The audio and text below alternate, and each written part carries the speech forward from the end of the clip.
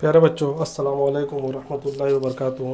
मैं सैयद सादिक उमर आपका फिर से इस्तकबाल करता हूँ हमारे यूट्यूब चैनल मौलाना आज़ाद उर्दू हाई स्कूल नांदुरा।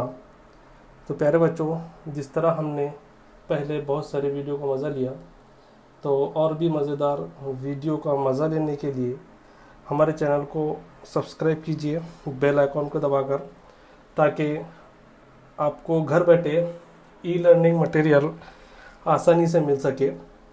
तो आइए, आज हम पढ़ेंगे आपका टॉपिक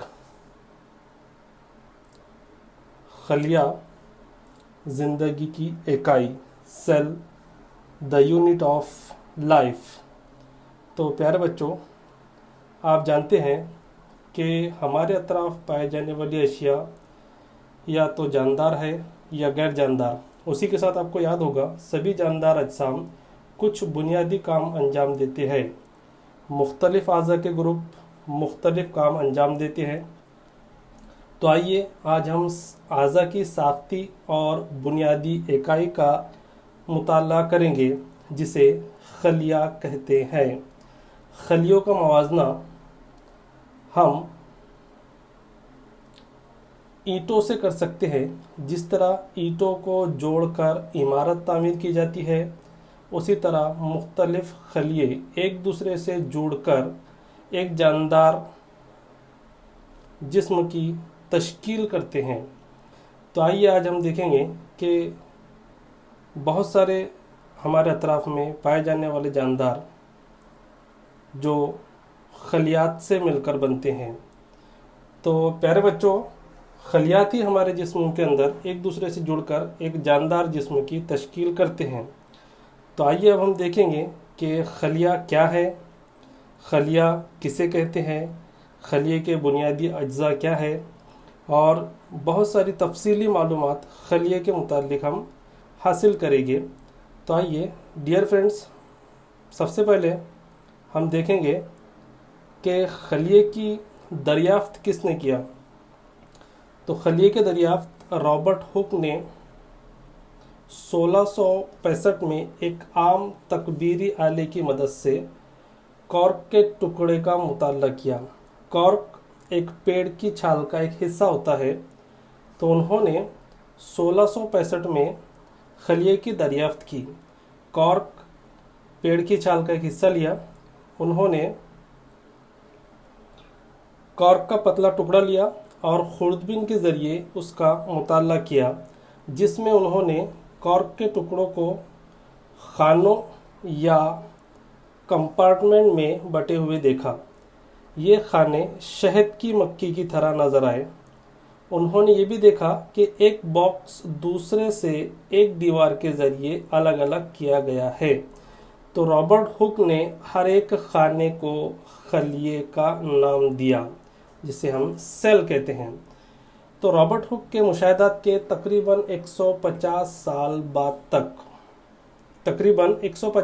बाद तक खलिए के बारे में तफसीली मालूमात नहीं थी। मतलब सिर्फ मालूम था कि खलिया होता है, लेकिन खलिए के अंदर क्या है, खलिए के हिस्से क्या है, ये सब मालूमात जो है नहीं थी। लेकिन आज हम खलिए की साख्त और उसके अफ़ाल के बारे में बहुत कुछ जानते हैं।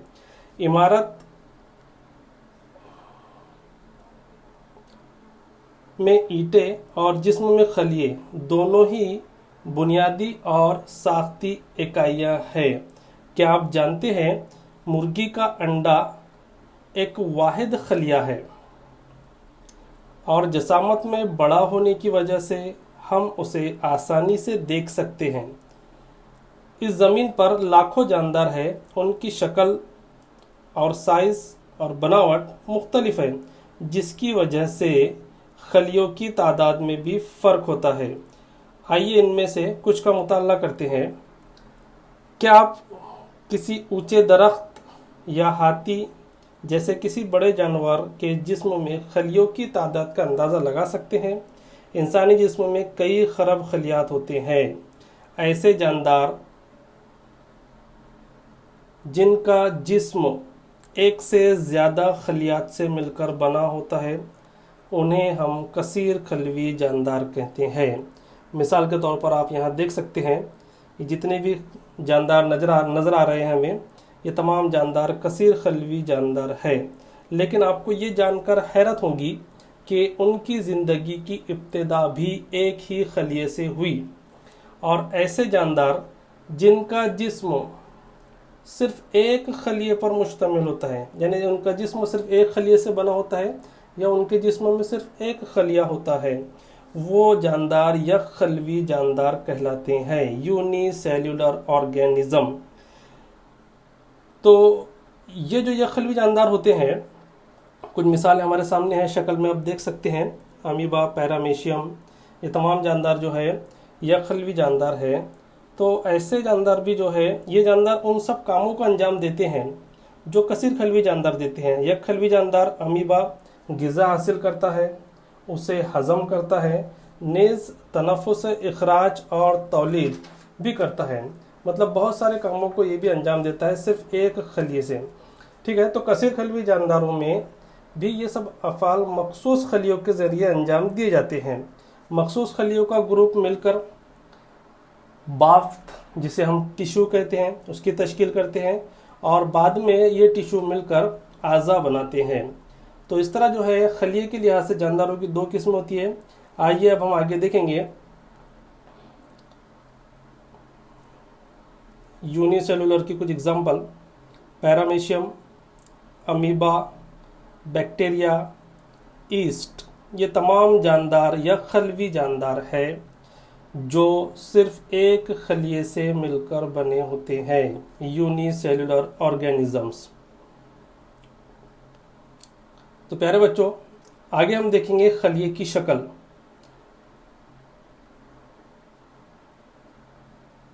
इस शक्ल में हमें यक खलवी जानदार अमीबा की शक्ल नज़र आ रही है।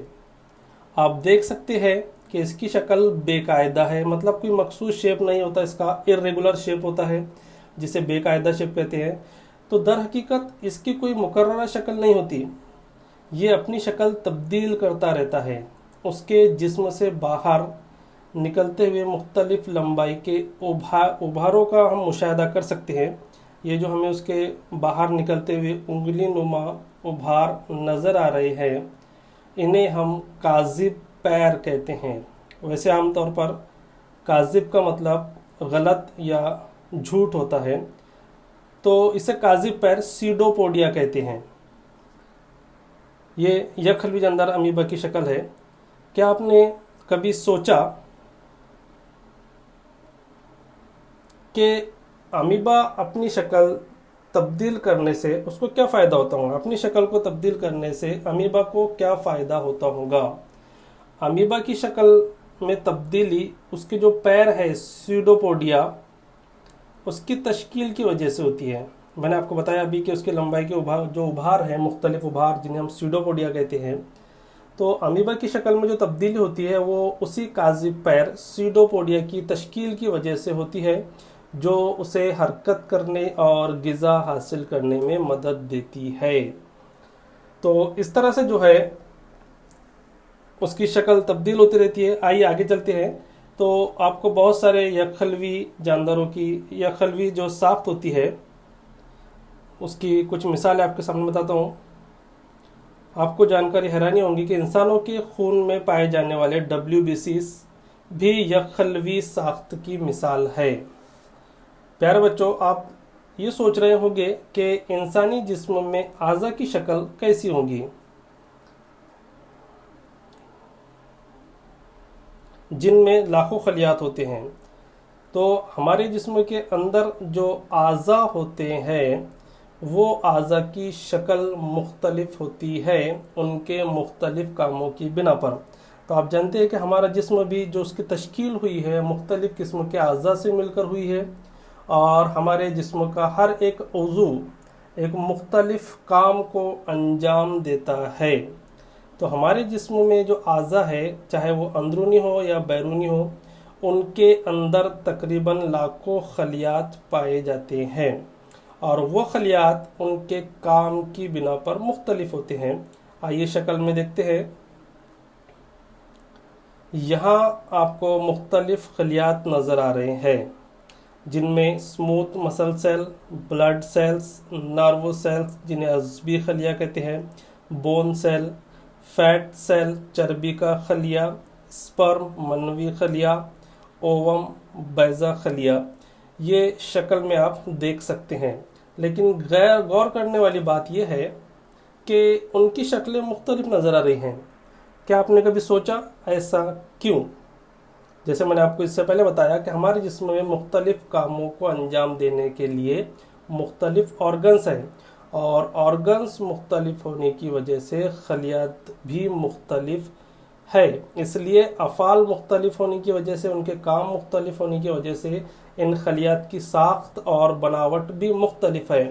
तो कौन से खलियात हमारे जिस्म के अंदर पाए जाते हैं उनके काम की बिना पर, आइए देखते हैं। टाइप ऑफ सेल, खलियात की किस्में या किस्म हम देखेंगे उसकी। आमतौर पर जो है कुछ खलियात लंबे होते हैं, उनके दोनों सिरे नोकदार होते हैं, जिन्हें हम उज़लाती खलियात कहते हैं, स्मूथ मसल सेल। ये लंबे होते हैं, इनके दोनों सिरे नोकदार होते हैं।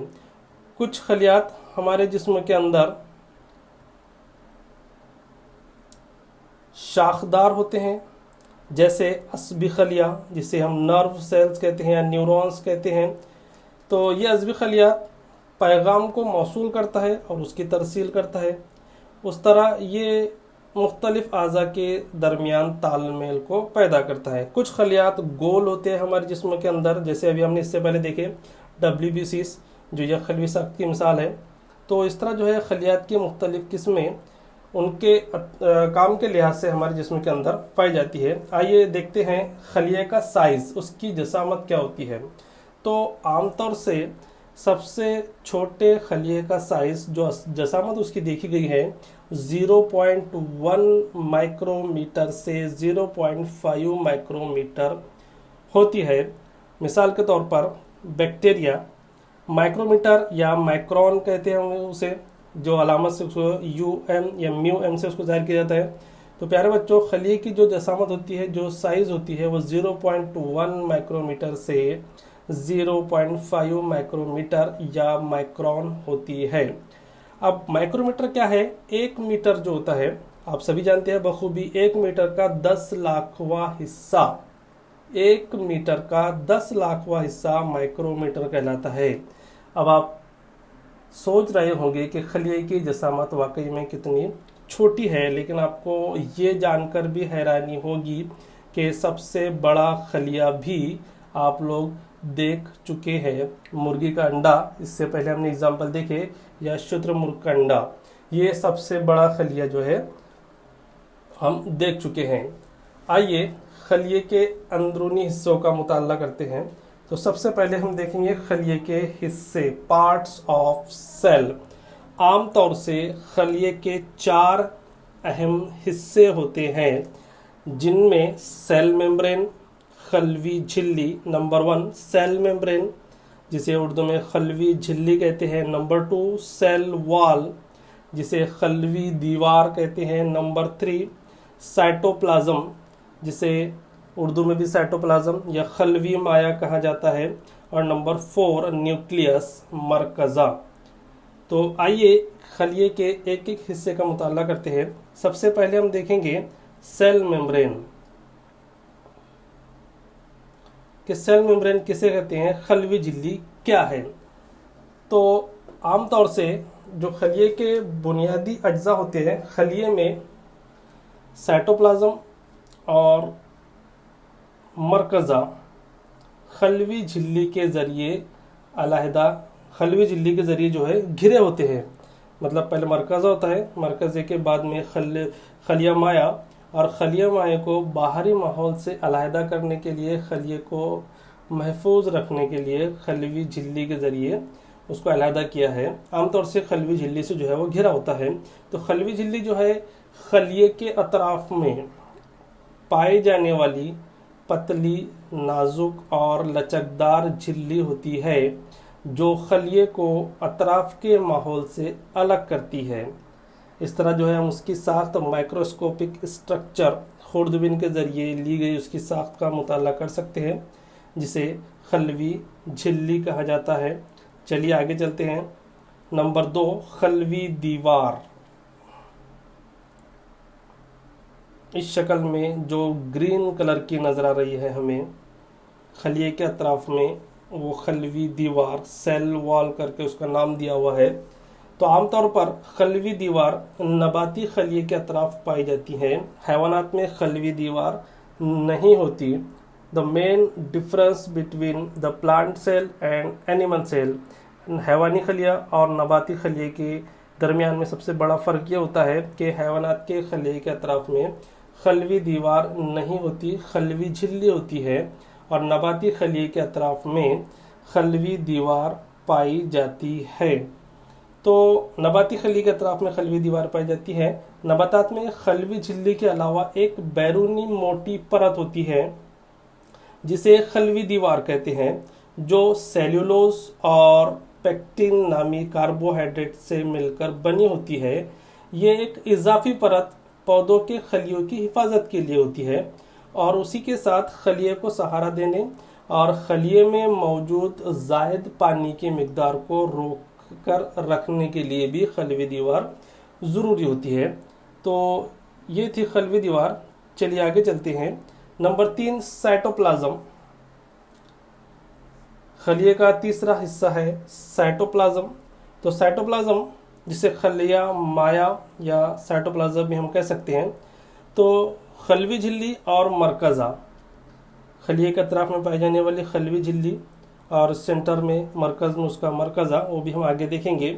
खलवी झिल्ली और मरकज़ा के दरमियान मौजूद माय शय को साइटोप्लाज्म कहा जाता है। एक माय शय है मरकज़ और खलवी झिल्ली के दरमियान में एक लिक्विड फॉर्म में पाया जाने वाला मटेरियल है जिसे साइटोप्लाज्म कहते हैं।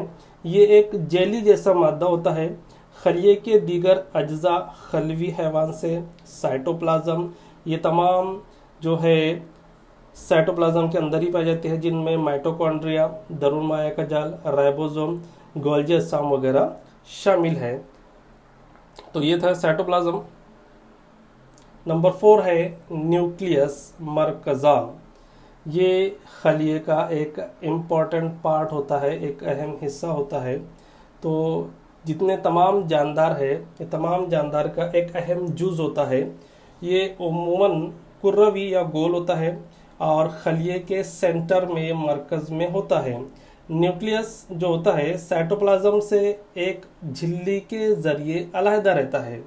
हमने देखे साइटोप्लाज्म के साथ, तो साइटोप्लाज्म से एक झिल्ली होती है जो मरकज़ को अलहदा रखती है, जिसे न्यूक्लियाई झिल्ली या न्यूक्लियर मेम्ब्रेन कहते हैं। ये झिल्ली भी मसामदार होती है। खलिए में मरकज़ा खलिए के तमाम अफ़ाल और खलवी तकसीम पर काबू रखता है। तो मरकज़ा जो है एक इम्पॉर्टेंट पार्ट है, एक अहम जुज़ होता है जो खलिए के तमाम अफ़ाल पर कंट्रोल रखता है, उस पर काबू रखता है और खलवी तकसीम पर, सेल डिवीज़न पर भी काबू रखता है और उसी के साथ साथ मौरूसी खुसूसियात को अगली नस्ल में मुंतकिल करता है। तो ये थे खलिए के हिस्से। प्यारे बच्चों, उम्मीद है कि आपको खलिए के मुतालिक चंद बुनियादी मालूमात हासिल हुई है और आप इसे बखूबी